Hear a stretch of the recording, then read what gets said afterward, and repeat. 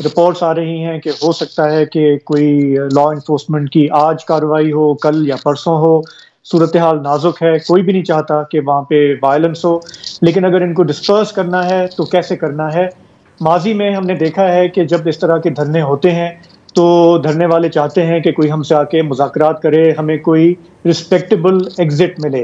जैगम खान साहब हमारे साथ हैं। जैगम साहब, हमें याद है कि 2014 में भी जब धरना हुआ था, तो उस वक्त ताहिरुल कादरी साहब के जो लोग हैं वो तो लंबे अरसे बैठे रहे, दिन रात बैठे रहे, लेकिन इस तरफ हमने वो खुद वहाँ कवर किए वो धरने, और हम देखते थे कि दिन को लोग चले जाते थे, शाम को आते थे, फिर स्पीचेस होती थी। वो स्पॉन्सर्ड, हम सब अब जानते हैं, मानते हैं कि स्पॉन्सर्ड था। उसके पीछे बहुत सारे लोग थे, रियासत थी, टाइकून्स थे, खाने आते थे। इस दफ़ा वो सूरत हाल है नहीं।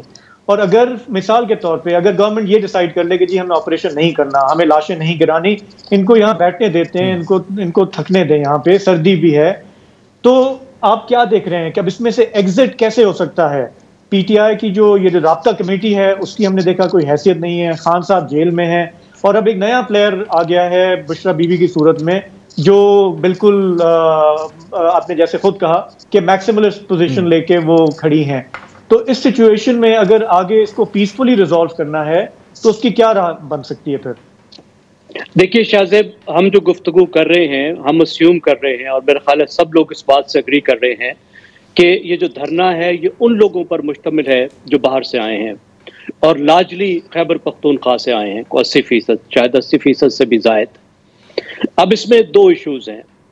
एक इशू तो ये है कि ये लोग आज तीसरी रात है, जो इंतहाई ठंडी रातें हैं, 10 डिग्री सेंटीग्रेड रात को टेम्परेचर हो जाता है, आपको कमरे के अंदर भी हीटिंग की ज़रूरत होती है, और ये 3 रातें बाहर गुजार चुके हैं। ज़ाहिर है दे आर टायर्ड, और इंसान है, खाने का भी मसला है, भूखे भी हैं, तो ज़ाहिर है बियॉन्ड ह्यूमन टॉलरेंस है कि ये बहुत ज़्यादा आगे चल सकें एक ऐसे होस्टाइल एनवायरनमेंट में। अब दो चीज़ें जो हैं वो हो सकती हैं। एक तो ये है कि इस्लामाबाद और रावलपिंडी के लोग निकलें। देखिए, इस्लामाबाद 25 लाख लोगों का शहर है, रावलपिंडी 35 लाख लोगों का शहर है, ये मिलकर बनते हैं 60 लाख, और यहाँ पीटीआई काफ़ी पॉपुलर है, लेकिन यहाँ से लोग मोबिलाइज नहीं हुए। आज पीटीआई मुसलसल कॉल्स कर रही है कि इस्लामाबाद के लोग निकलें, खाना दें, सहूलत दें, पानी दें, आके सपोर्ट करें, घर खोलें, लेकिन मैंने कोई एक भी ऐसी वीडियो नहीं देखी, क्लिप नहीं देखी, रिपोर्ट नहीं पढ़ा, कोई वाकया नहीं सुना कि इस्लामाबाद का कोई बंदा खाना लेके गया हो, सपोर्ट देने गया हो, या इस्लामाबाद के लोग किसी ऐसी तादाद में निकले हों, 5, 10, 20, या कैमरे के आगे बोलते नजर आए हों कि इस्लामाबाद के लोग या रावलपिंडी के लोग पहुंचे हैं। तो एक लिहाज से ये बड़ी नाकामी भी है, क्योंकि जहां भी दुनिया में इस तरह के पॉलिटिकल मुजाहरे होते हैं और कामयाब होते हैं, वो इस वजह से कामयाब होते हैं कि वो लोकल होते हैं, और जो क्राउड है वो रिफ्रेश हो जाता है। जो लोग थक जाते हैं वो चले जाते हैं, नए लोग आ जाते हैं, एक दफा क्राउड घरों को चला जाता है, दूसरे दिन निकल कर फिर वापस आ जाता है, तो वो आंख मचोली जो है वो लॉ एनफोर्समेंट खेल नहीं सकती।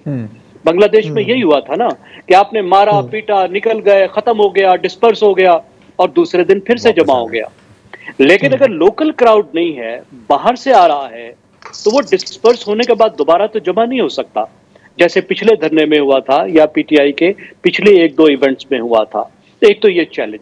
अब दूसरा, जो हुकूमत की तरफ से एक और हल हो सकता अगर ऐसा भी है, और हुकूमत के लिए जो खतरा होगा वो ये होगा कि अभी तक हुकूमत ने इस्लामाबाद के तमाम रास्ते बंद कर रखे हैं।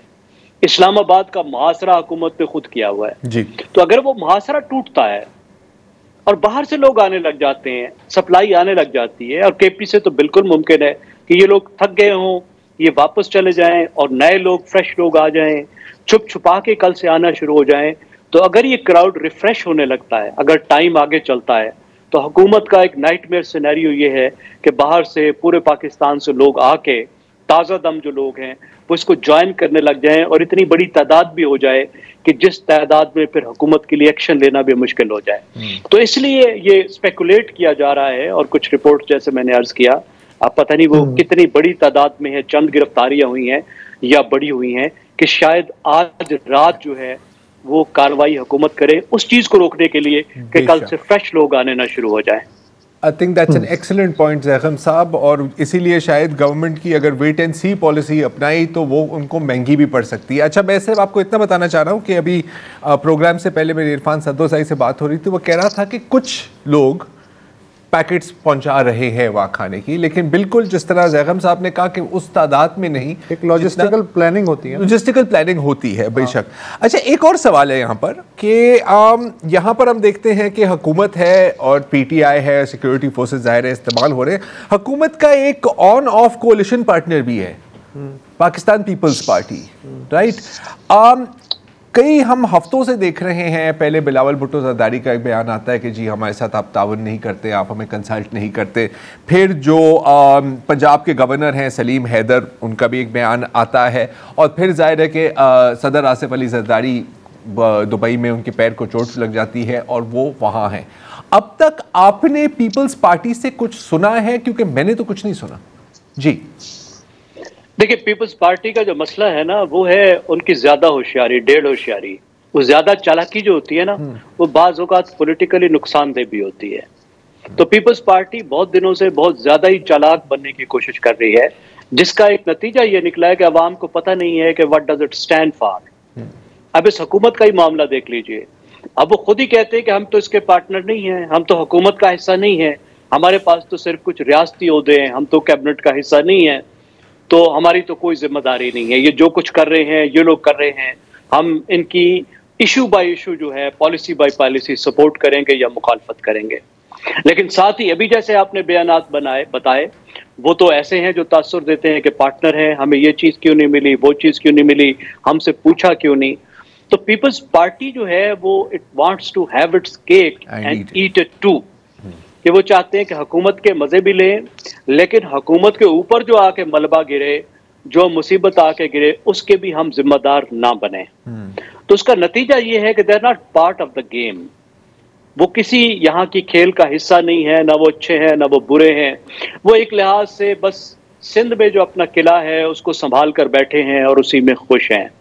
तो यहाँ से भी वो इस मसले से भी मेरा ख्याल है ज्यादा से ज्यादा उनकी कोशिश ये है कि हम इतने हिस्सेदार तो बने कि जो हम पर जिम्मेदारी डाली गई है कि जब हमें कहा जाए या पूछा जाए कि तुम लोग किधर थे, तो हम कह नहीं हम साथ थे, लेकिन हम इतने भी हिस्सेदार ना बने कि उसके कोई नुकसानात हमें हों, उसका कोई बोझ हमें उठाना पड़े।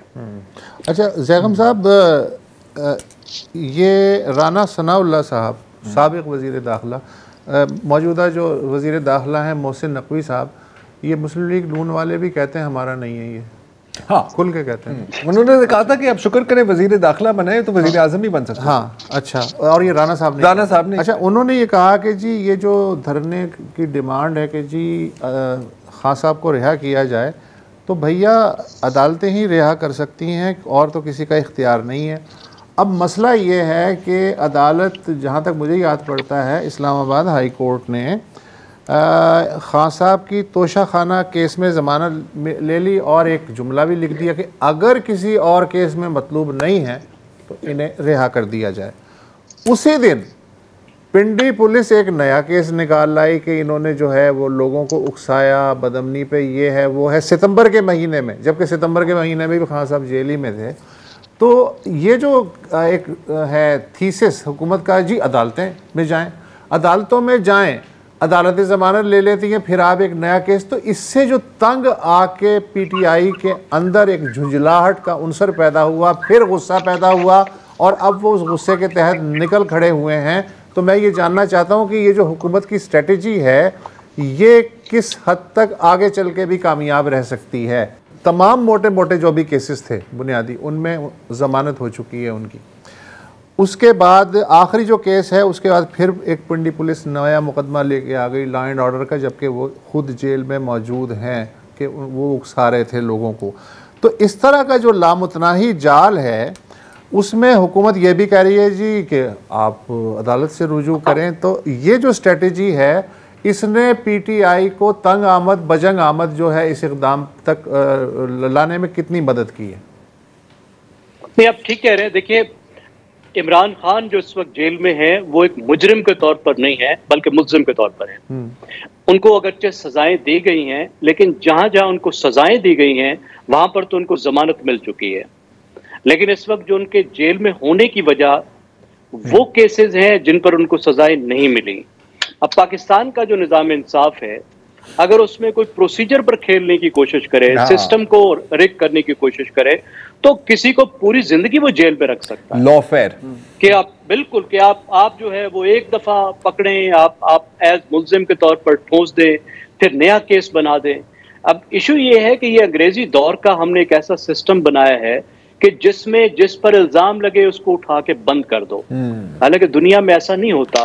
ये उस दौर की बात है जब शनाख्त नहीं होती थी, जंगल होते थे, जिस पे केस होता था वो गायब हो जाता था। अब आज के दौर में कौन गायब हो सकता है? सिर्फ उस केस में ही आपको जेल में बंद करना चाहिए जब उस बंदे से खतरा हो कि इसने कत्ल किया, दोबारा कत्ल कर सकता है। कुछ और ये मसला जाके कुछ सीरियल किलर है या उससे कोई बहुत खतरा है तो आप बंद करें, वरना कौन जा सकता है, किधर जा सकता है? तो ये इस सिस्टम को इस्तेमाल करते हुए, लेकिन अब देखिए इमरान खान ने भी तो इसी सिस्टम को इस्तेमाल किया था ना अपने मुखालिफिन के खिलाफ। और इसका मतलब ये है कि ये सियासी ही मामलात हैं, और जब सियासी हालात बदलते हैं तो अदालती मामलात भी बदल जाते हैं।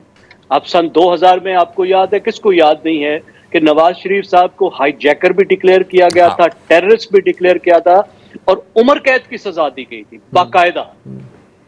और वो वापस आए जब हालात बदले, और फिर वो दोबारा से वजीर आजम भी बन गए। तो कितने लोग थे मुस्लिम लीग नवाज के जिनका रगड़ा पीटीआई के दौर में निकला हुआ था। तो इसका ताल्लुक तो सियासी मामलात से है, लेकिन क्या इस तरह का प्रोटेस्ट ही इसका हल है? क्या जिस तरीके से इन्होंने ऑर्गेनाइज किया है कि तने तनहा मुकाबला करना है और तने तनहा ताकतवर लोगों का मुकाबला करना है, इवन अपना जो अलायंस खुद से बनाया है तहरीक तहफ़्फ़ुज़ पाकिस्तान, उसको भी साथ नहीं लेना है, उसका भी कोई लीडर साथ नहीं है, उनको भी एतमाद में नहीं लिया। दूसरी सियासी जमातों से भी हाथ नहीं मिलाना है, कोई मुज़ाकरात का हल भी नहीं निकालना है। तो क्या इस तरीके से वाकई पीटीआई अपने मकासद हासिल कर सकती है? ये मेरा ख्याल है पीटीआई को भी सोचना चाहिए कि अगर ये मामला कानूनी आईनी नहीं है, सियासी है, तो क्या सियासी हल ढूंढना पीटीआई की अपनी जिम्मेदारी भी नहीं है? I think that is the number. बहुत अच्छे सवालात हैं और इनके अभी हमारे पास कोई जवाब नहीं है, और शायद पीटीआई के पास भी नहीं है, और हुकूमत के पास तो यकीनन नहीं है। अच्छा, ये जो निज़ाम की जो बात की ना, ज़ैनब खान साहब का शुक्रिया अदा करते हैं। Thank you so much sir, आप हमेशा बात करके कुछ नया सीखने को इट्स एन एजुकेशन। ये जो सिस्टम जिसकी बात कर रहे थे ना वुसअत और शाहज़ेब, यही तो वजह है कि कोई इस सिस्टम को तब्दील नहीं करना चाह रहा, क्योंकि जब ये आपके खिलाफ होता है तो फिर तो बहुत बुरा होता है। लेकिन एक सोच होती है हमेशा कि यार एक दिन मैं भी इसको इस्तेमाल करूंगा। साड़ी वारी आई थी सिस्टम चेंज करना। हाँ जी, है कि हाँ ये है जी शाहज़ेब। नहीं, मेरा ख्याल है कि ज़ैरम साहब ने ये जो पिछले चंद मिनटों में जो बातें की ना, ये हर पाकिस्तानी को समझनी चाहिए कि कभी कभी हम लोग भी उलझ जाते हैं कि यार फलाना केस वो तोशा खाना उसमें बेल हो गई। ये हमें ध्यान में रखना चाहिए कि सियासी मामलात हैं। बिल्कुल उसी तरह जिस बहुत अच्छे तरीके से ज़ैरम साहब ने याद दिलाया कि इमरान खान साहब ने अपने दौर में इसी तरह यही सिस्टम इस्तेमाल किया अपने अपोनेंट्स के खिलाफ। अब वो उसके खुद विक्टिम बने हुए हैं, और हमें माजी का तजुर्बा ये दिखाता है कि अगर इसमें से आपने रास्ता निकालना है तो थोड़ा सब्र व तहम्मुल का आपने मुजाहरा करना होगा। हमने देखा है कि उनकी जो भी पेशियां होती हैं, वो जेल में जब भी आते हैं तो वो उसी शख्स को निशाना बनाते हैं जिसने उन्हें जेल में डाला हुआ है, जिसके हाथ में छड़ी है। जब आप जातियात पे आएंगे, आप अपना लबो लहजा चेंज नहीं करेंगे, तो असल मसला ये कि किसी एक हुकूमत को फौजदारी कवानीन चेंज करने होंगे, कॉलोनियल सिस्टम को अपने सिस्टम से बाहर निकालना होगा। हाँ, मतलब ये तो एक उमूमी रिफॉर्म्स की तरफ हमें जब जाना है ना। फिलहाल हम ये इस सिचुएशन की जो बात कर रहे हैं उसमें हमने ये देखा कि जब खान साहब ने, मेरा ख्याल है कि हालिया चंद महीनों में थोड़ा सा उन्होंने खामोशी इख्तियार की, तो हमने देखा कि बुशरा बीबी बाहर आ गई। कहने का मकसद ये है कि अगर आपने हालात को थोड़ा सा बेहतर करना है तो कोई बैद नहीं है कि आप कुछ अरसे के लिए आप अल्लाह करें, आप थोड़ा सा किताबें पढ़ें, आप तो हालात को ठंडा होने दें ताकि कोई राह निकले फिर आपके निकलने की भी, आपके वापसी की भी, अलायंस बिल्डिंग की भी, आप पॉलिटिकल हल की तरफ जाएं, रादर देन ये अभी जो है ना कि populism can only take you so far. और उसमें अनफॉर्चुनेटली हमने देखा, बांग्लादेश की भी अभी मिसाल दी ज़ैरम साहब ने, हमने काबुल में देखा, हमने दीगर मुल्कों में, जहाँ पे ज़बरदस्ती आप करेंगे तो वायलेंस होगा, लाशें गिरेंगी, जो किसी के भी हक में नहीं है। अच्छा, इसमें फिर अच्छा एक तो सवाल ये बनता है, और ये काफ़ी लोग पूछ भी रहे हैं, और मैं कंस्पिरेसी थ्योरी में नहीं जा रहा, लेकिन अब एक अलग बात है कि जी ये कानूनी मसला है, कानून कोर्ट्स ने रिहा किया है बुशरा बीबी को, लेकिन मैं शायद एक और पॉइंट ऑफ व्यू से देख रहा हूँ कि कोर्ट्स को रिकंसिलिएशन भी जो भी, क्या आपको ख्याल है कि ये बात महंगी पड़ी है उन्हें, या ये अभी कबल वक्त? यार ये कबल वक्त है, चले इस बात को हम आगे ले जाते हैं। अगर मैं अब जो शाहज़ेब बोल रहा था, मैं कल लाजिम है कि हम थोड़ा सा इसमें पीटीआई की पॉइंट ऑफ व्यू को भी देखें। एक तो कि अगर ये सारी बातें सोच रहे होते तो वो इमरान खान ना होते, ठीक है, बिकॉज स्ट्रेटजी हमेशा यही रही है, build pressure build pressure build, और अभी तो चोरों डकैतों की हुकूमत, हाँ वही है, एंड गो ऑल इन, वो कहते हैं ना ऑल और नथिंग वाली स्ट्रेटजी। लेकिन घूम फिर कर जो आपकी गेन्स हैं, और गेन से मेरी मुराद है जो प्रेशर आपने स्ट्रीट पावर के इस मुजाहरे से डाला है, उसको कन्वर्ट करना होता है इनटू पॉलिटिकल गेन। और आपके जो बदले मुकाबिल रियासत और हुकूमत है वो एक अलायंस सिस्टम पे चल रही है, तो अगर आप उसे बदलना चाहते हैं तो आप भी अलायंस सिस्टम के बगैर कैसे? ये भी है। और फिर अगेन वो क्या कहते हैं ना, जैसे नेपोलियन साहब ने कहा था कि जब आपका मुखालिफ कोई गलती कर रहा हो ना तो उसको छेड़ना मत।